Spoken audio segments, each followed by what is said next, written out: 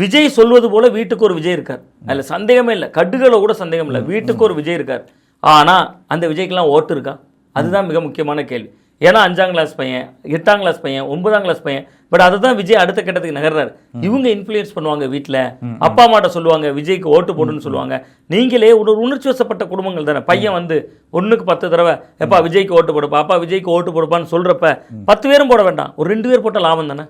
10 பேர்ல 2 பேர் போட்ட லாபம் தானே. ஜென்சி தலைமுறை ஓட்டு எடுக்கிறது ஒரு மினிமம் கேரண்டி. அது எம்ஜின்னு சொல்லலாம், சினிமாவில் எம்ஜி மாதிரி தான். அது ஒரு மினிமம் கேரண்டி, விஜய்க்கு கிடைக்கக்கூடிய மினிமம் கேரண்டி. நான் சொல்றது தேர்தல் ஆணைய புள்ளி வரப்படி தமிழ்நாட்டில் 1,20,00,000 பேர் யங்ஸ்டர்ஸ் மட்டும் ஓட்டு போட போறாங்க. அது நீங்க ஒரு 18 வயதுலேருந்து 34-35 வயது வரையும் சொல்றேன். அதுல ஒரு 50% ஓட்டு விஜய் எடுத்தாலே, நான் சொல்றது அதிகபட்சமா அவருக்கு தான் கொடுக்குறேன், ஏன்னா அதுதான் வாய்ப்பு இருக்கு.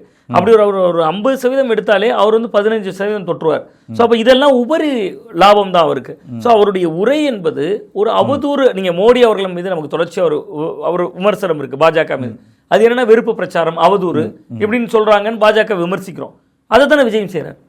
ஆனா பாஜக சொல்றது தமிழ் மண்ணில் எடுபட மாட்டுது, விஜய் சொல்றது எடுபடுது.